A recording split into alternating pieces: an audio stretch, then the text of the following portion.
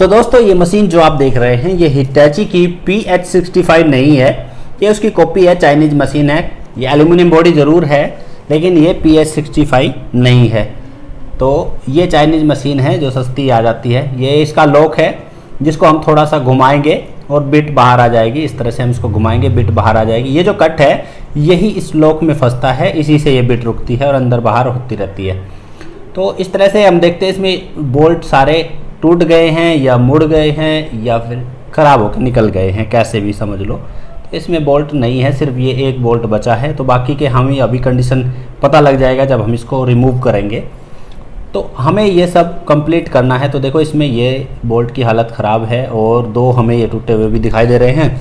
तो इसमें से ये अगर नहीं निकलेगा तो कम से कम ये तो हम निकाल ही लेंगे, क्योंकि जो बाहर है दो बोल्ट ये हम कंप्लीट करेंगे। दो में से एक तो कम से कम ये कंप्लीट कर ही लेंगे, क्योंकि एक ज़्यादा अंदर टूटा हुआ है। ये पार्ट हम देख लेते हैं, पार्ट तो सारे सही हैं, सिर्फ इनको साफ़ करके हम लगा देंगे दोबारा इनको। और ये इसका पिस्टन है और पिस्टन के ऊपर ये एक और ये पार्ट इसका रिंग है और एक पतला वाला रिंग है। ये सब चीज़ हम 1 बाय 1 निकाल के साफ़ करके दोबारा लगा देंगे। यहाँ इसमें ज़्यादा कुछ नहीं रहता है, इसमें रिंग वगैरह नहीं डलते हैं जैसे हिटैची की मशीन में डलते हैं। तो इस हिस्से में इसका पिस्टन चलता है, ये यहाँ से खुलते हैं, लेकिन हम नहीं खोलेंगे इसको क्योंकि उसकी ज़रूरत अभी महसूस नहीं करें। पहले हम यहाँ से खोलेंगे, इसकी कार्बन की कैप हम खोलते हैं। लेकिन ये लगता है कि किसी ने ये अच्छी तरह से इसमें कुछ एल्फी वगैरह डाल के चिपकाई हुई है, तो ये नहीं निकलेगी। तो हम इसको तोड़ देंगे क्योंकि कोई और रास्ता हमारे पास इसका नहीं बचता है, क्योंकि ये प्यार से नहीं मानेगी, हमें इसको मार देनी पड़ेगी। तो हम इसको मार देते हैं। तो अब इसको कार्बन को हम निकाल लेते हैं एक तरफ और फिर इसको हम खोलना शुरू करेंगे, क्योंकि हमें इसका ये पार्ट पूरा खोलना पड़ेगा और ऑयल भी इसका चेक करेंगे। लेकिन पहले हम इसको खोल लेते हैं। जो हैंडल है इसमें हम वायर, इसकी स्विच पर जो वायर लगी रहती है उसको भी हम चेक करेंगे और आर्मेचर भी चेक करेंगे कि इसमें क्या प्रॉब्लम है। तो इस तरह से इसके हम पहले ये इसके हैंडल के ही ये स्क्रू खोल लेते हैं और हैंडल के स्क्रू खोलने के बाद में फिर हम इसके जो 6 बोल्ट वाला पार्ट है तब इसको खोलेंगे। तो ये खुल गया है। यहाँ से ये स्विच भी चेक हो जाएगा इसका। तो स्विच वैसे सही है, स्विच में कोई ऐसी प्रॉब्लम नहीं है, क्योंकि हम आर्मेचर पे ही अगर कंटिन्यूटी चेक करेंगे तो वो हमें पता लग जाएगा। इसके ये बोल्ट हम ना खोल के इसके दूसरी तरफ के बोल्ट खोल लेंगे, ये वाले हम खोल लेते हैं, क्योंकि यही पार्ट हमें इसका खोलना है। तो एलेंकी से हम ये खोल लेते हैं। तो इस तरह से ये 2 बोल्ट खोलने के बाद में फिर ये 6 बोल्ट हैं जो हमें खोलने हैं, क्योंकि इसके अंदर इसके गियर वाला हिस्सा रहता है और वही इसको पिस्टन को आगे पीछे करता है।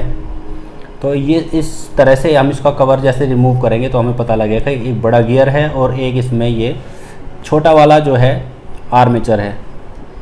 तो इसमें अब ये देख लो, बड़ा वाला जो मेन गियर है ये पिस्टन का और ये आर्मेचर का है। और इन दोनों को कनेक्ट करने के लिए ये गियर दिया हुआ है जो इसके बीच में लग जाता है और बड़े गियर को घुमाता है। तो इस तरह से ये यहाँ बीच में लग के इसको इससे कनेक्ट करता है और इसको बड़े वाले गियर को घुमा देता है। और ये बड़ा वाला गियर पिस्टन को आगे पीछे करने का काम करता है। इस तरह से ये, इसमें रिंग नहीं रहते हैं, ये डायरेक्ट काम करता है, डायरेक्ट स्ट्राइक करता है बिट के ऊपर, डायरेक्ट चोट मारता है। इसमें कोई बीच में स्ट्राइकर नहीं है, तो इसलिए इसमें रिंग का प्रयोग नहीं होता है। इसीलिए ये सस्ती आती है, इसमें ज़्यादा कुछ चीज़ें नहीं लगाई हुई रहती है। क्योंकि हिटैची की अगर होती तो इसमें इसके पिस्टन के ऊपर रिंग चढ़े रहते। तो इसको हम देखते हैं कि ये डायरेक्ट बिट के ऊपर चोट करता है।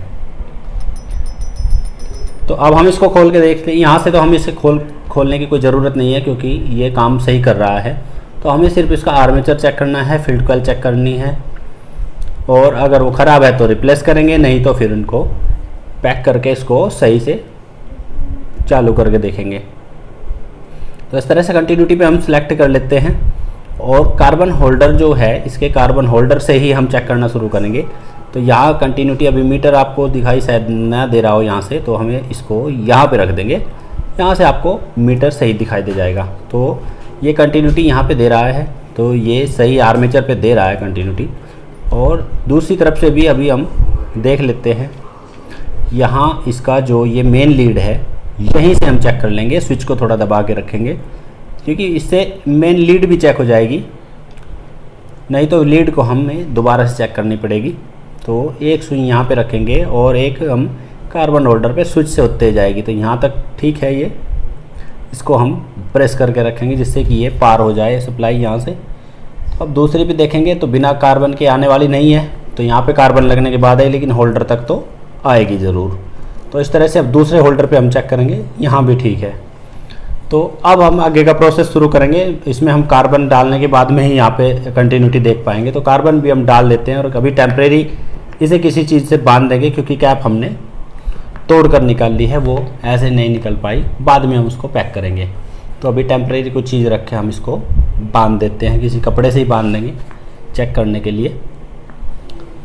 लेकिन ज़्यादा टेम्परेरी के चक्कर में नहीं पड़ना चाहिए। अभी तो हम इसको टेम्परेरी करके दिखा रहे हैं, फिर कैप इसको बाद में लगा देंगे। तो इस तरह से, क्योंकि कैप अभी अवेलेबल नहीं है, कैप अवेलेबल थोड़ी देर बाद हो जाएगी। तो इस तरह से हम इसको पहले चला के देखेंगे। तो ये हमारा आर्मेचर घूमना चाहिए, तो ये आर्मेचर घूम रहा है सही, तो यहाँ तक इसमें कोई प्रॉब्लम नहीं है। तो हमें अब इसको गियर वाला हिस्सा भी पैक कर देना होगा। तो यहाँ तक ये बिल्कुल सही काम कर रहा है।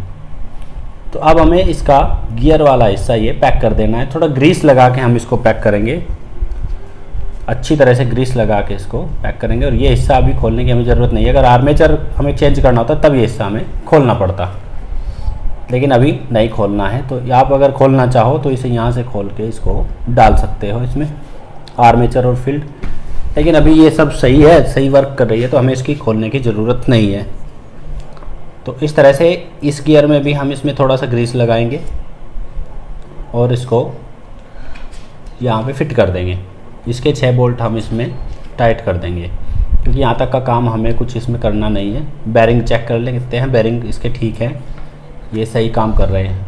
तो इस तरह से ये हम इसको पैक कर देंगे। पहले ये ध्यान रखो दोस्तों, ये हिटैची की नहीं है, ये लोकल मशीन है, जो चाइनीज़ हम इसे बोल देते हैं, चाइनीज़ मशीनें हैं जो सस्ती आ जाती है। हिटैची का मुकाबला ये नहीं कर पाएगी, लेकिन अपना काम निकालने के लिए लोग सस्ती ही ख़रीदना चाहते हैं, किसी का छोटा काम रहता है।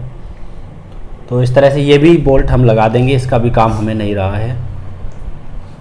तो अब इसको इस तरह का आप एलेंकी बना सकते हैं, और इसमें ये टाइट करने में थोड़ी आसानी रहती है, क्योंकि छोटी एलेंकी में कुछ ना कुछ लगाना पड़ेगा।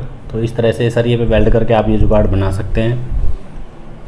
तो इस तरह से इनकी वायर को थोड़ा सा ड्रेसिंग करके इसको पैक करें और इसके स्क्रू लगा दें, क्योंकि यहाँ हमें कुछ करना नहीं है, सब कुछ चेक हो गया है, सब कुछ सही चल रहा है। अगर स्विच ख़राब होता तो हमें चेंज करना पड़ता, लेकिन स्विच भी सही काम कर रहा है। तो इस तरह से अब हम आगे का प्रोसेस शुरू करेंगे। यहाँ पे हमें थोड़ी मेहनत लगेगी, क्योंकि ये बोल्ट हमें निकालने हैं। तो बोल्ट हम निकालने के लिए हमें अपने फैब्रिकेटर की ज़रूरत पड़ेगी थोड़ा। तो ये हमारे फैब्रिकेटर हैं, ये इसमें कोशिश करेंगे इसको निकालने की। तो अर्थिंग भी हमें बाहर की तरफ ही देनी है, मशीन में वैसे नहीं देनी है, नहीं तो बोल्ट निकलने में थोड़ा दिक्कत हो जाएगी। तो बाहर में ये अर्थिंग दें और इसको इस तरह से एक सरिये रोड पे किसी पे वेल्ड करके और इस तरह से इसकी टी बनाएं। जितना नज़दीक रखेंगे ये उतना खोलने में, जोर लगाने में थोड़ा आसानी रहेगी, नहीं तो ये टूट जाता है घूम के। तो इस तरह से अब इसको हम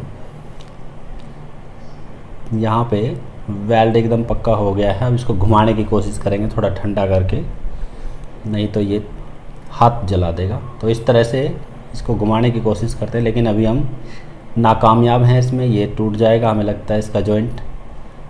तो इसमें हमें दोबारा ट्राई करना पड़ेगा। कभी कभी छोटे काम में दोस्तों बहुत मेहनत करनी पड़ जाती है। तो इस तरह से ये अभी कामयाब नहीं हुआ है और अभी हमें लगता है कि ये टूट जाएगा, हमें ये दोबारा करना पड़ेगा वेल्ड, क्योंकि ये बिल्कुल नहीं घूम रहा है। अभी थोड़ा टाइम लग जाएगा लेकिन निकलेगा ज़रूर। तो अभी ये नहीं हो पाया, ये टूट गया है बीच में से। तो अभी हम इसको और नज़दीक में वेल्ड करेंगे थोड़ा। तो यहीं पे ही हम इसको घुमा के देखते हैं। तो अब इसको घुमा के देखते हैं। कभी कभी छोटे काम में बहुत टाइम लग जाता है, लेकिन साइड पर ये सब चीज़ रहती है, अपने फैब्रिकेटर रहते हैं, तो कितना भी टाइम लग जाए तो कोई प्रॉब्लम नहीं है, कहीं बाहर नहीं ले जानी पड़ेगी। और नज़दीक में वेल्ड करेंगे जिससे कि ताकत और ज़्यादा लगे। तो इससे आपको ये पता लग जाता है कि आप पहले ही इसको नज़दीक में वेल्ड करें। अगर आपके साथ में कभी ऐसा हो तो ज़्यादा दूर में वेल्ड ना करें, इससे पता लग गया है कि हाँ नज़दीक में हम रखेंगे तो ये ज़्यादा ताकत लगेगी और ये आसानी से खुल जाएगा। क्योंकि हम तो सिर्फ एक्सपेरिमेंट कर रहे हैं बार बार, लेकिन आप ये देख करके सिर्फ स्टार्टिंग वाले पॉइंट पर ही वेल्ड करके बोल्ट को निकाल सकते हैं। तो इस तरह से ये हमारा फैब्रिकेटर नौजवान कामयाब रहा इसको करने में। और इन फैब्रिकेटर भाई का हम चेहरा दिखाना चाहेंगे। ये वो नौजवान है जिन्होंने बोल्ट निकाला है। तो अब हम इसको फिट करना शुरू करेंगे। ये बोल्ट निकल गया है। दूसरे की हम कोशिश नहीं करेंगे, वो ज़्यादा अंदर से टूटा हुआ है। तो काफ़ी सारे बोल्ट अभी लगाने के लिए हैं, तो 5 को हम टाइट कर देंगे। अभी एक रहने देते हैं, उससे भी अपना काम चल जाएगा। तो अभी हम उसकी पैकिंग शुरू करेंगे और इसमें ऑयल फिल करेंगे। ये इसका ऑयल गेज रहता है। ऑयल गेज भी इसका PS65 की तरह ही दिया हुआ है बिल्कुल एकदम, क्योंकि उसी की कॉपी है। कार्बन वगैरह उसी के लगते हैं इसमें। तो इसमें ऑयल बिल्कुल नहीं है, तो हम इसमें डाल देंगे। तो हमारे पास में सिंपली जो गियर ऑयल रखा हुआ है हम वही इसमें फिल करेंगे। तो हमारे पास गियर ऑयल 90 रखा है, तो हम इसमें यही फिल कर देंगे और इसी से अभी काम चलाएंगे इसमें। अब इसको पैक कर देंगे हम प्लेट को, जिससे कि ये बाहर ना आए। अच्छी तरह टाइट करें इसे।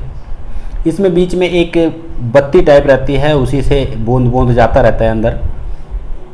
तो कनेक्टिंग रोड वगैरह पे गिरता रहता है, तो अंदर से ये चिकनी रहती है। तो इसके हमने बोल्ट टाइट कर दिया। इसका गेज में ऑयल आपको दिखाई दे रहा है, ये बिल्कुल क्लियर। तो इस तरह से हम इसको फिट कर देंगे। अब इसको यहाँ से साफ़ करके एकदम बढ़िया तरह एकदम साफ़ करके चिकना करके इसको लगाना शुरू करेंगे। एक एक पार्ट बिल्कुल साफ़ करेंगे और लगाते चले जाएंगे, क्योंकि ऑयल हमने उसके वहाँ पे जो बॉक्स है ऑयल का उसमें डाल दिया है और वहाँ से इसको ऑयल मिलता रहेगा। तो हम इनको साफ़ करके लगाना शुरू करते हैं। तो इस तरह से जो जैसे खोला था वैसे ही उसको लगाते चले जाएंगे। मेथड इसका मैकेनिकल का वही रहता है, जो चीज़ आपने बाद में खोल ली हो तो वो पहले लगेगी। तो इस तरह से थोड़ा ऑयल करके इसको थोड़ा चिकना कर देते हैं यहाँ पर भी। तो इसमें भी ऑयल डाल देते हैं और इस तरह से ये इसमें हमने ऑयल डाल दिया है। और एक एक पार्ट अब इसका जैसे जैसे हमने निकाला था वैसे वैसे लगा के इसको फिट कर देंगे। एक काम और बाकी हमारा रह गया है। तो बाहर का जो इसका पार्ट है उसमें हम एक पैकिंग ज़रूर डाल देंगे। तो इस तरह से ये डाल लें, बाहर की तरफ रहेगा ये। इसमें एक पैकिंग लगाएंगे हम, जिससे वो टाइट होने में थोड़ी आसानी रहती है, अच्छी तरह टाइट हो जाता है। तो इस तरह से ये पैकिंग पेपर लें और चाबी से, ये तरीका हमने मैकेनिकल काम में मशीन में पहले भी समझाया है, आसानी से ये कट जाता है ऐसे करते करते। तो किसी भी चाबी से हम इसको इसके शेप में काट सकते हैं और इसकी पैकिंग बना सकते हैं। थोड़ा टाइम ज़रूर लगता है दोस्तों, लेकिन काम हो जाता है हमारा। हमें कहीं से इसकी कटिंग को ढूंढना नहीं पड़ता है, ये खुद ही तैयार हो जाती है। और ये काम खुद करने ही पड़ते हैं। मैकेनिकल काम में सब करना पड़ता है। पैकिंग हमें खुद ही बनानी पड़ती है। हमें पैकिंग पेपर का रोल मिलता है, बाकी हमें काम खुद ही करना होता है इसका। जिस हिसाब से जिस शेप का हमें पैकिंग चाहिए उस शेप की पैकिंग हमें खुद बनानी पड़ती है। आसान काम है, ज़्यादा मुश्किल काम नहीं है। तो इस तरह से ये हमारा पैकिंग पेपर कट गया है। और उसमें अभी एक चीज़ और है, जो हमारे बोल्ट हैं उसके होल हम ये नहीं कहते कि आप जैसे हम कर रहे हैं आप ऐसे ही देख के करो। आपको जो तरीका अपना अच्छा लगे, जो आपको जल्दी लगे कि ऐसे जल्दी हो जाएगा, उस तरीके से आप कर सकते हो। बस हमें काम ये करना है। तरीका अलग अलग हो सकता है। इस तरह इसके होल भी हमने काट दिए हैं। और यहाँ पे अब हम इसको जब टाइट करेंगे तो ना तो यहाँ से कोई ऑयल की लीकेज आएगी किसी किस्म की, और ये टाइट भी अच्छी तरह से हो जाएगा। अब हमने इसके बोल्ट भी सारे नए ला के रख लिए, कैप भी हम इसकी ले आए हैं। तो ये हमने SS के बोल्ट लिए हैं थोड़ा और मजबूती के लिए। और इसमें ये स्प्रिंग वाशर ज़रूर डालें बोल्ट में, जिससे ये जल्दी लूज होके नहीं गिरेगा, बोल्ट इसमें से नहीं निकलेगा। तो इनको हम टाइट करके फिर इसको ये चलने के लिए तैयार हो जाएगी। तो इस तरह से ये टाइट हो गए हैं। अब इसमें ये वाला लॉक, ये कट हम लॉक में फंसा देंगे। लॉक को थोड़ा सा घुमाएं और इसको अंदर फिट कर दे, वापस घुमा दे, ये लॉक हो जाएगा। ये बाहर नहीं आएगी, बस इसी में अंदर बाहर थोड़ी होती रहेगी। अब इसमें हम सप्लाई दे के देखते हैं कि ये कैसे वर्क करती है, क्योंकि ये बिल्कुल ठीक है, इसमें कोई ज़्यादा परेशानी नहीं थी। लेकिन पार्ट के बारे में जानकारी हमें मिल जाती है, कोई तो ये सही काम कर रही है। अब इससे हम थोड़ा हल्का सा तोड़ के देख लेते हैं। तो इस तरह से इसको, हाँ ठीक है, ये काम कर रही है। यहाँ पे हम ज़्यादा नहीं तोड़ सकते।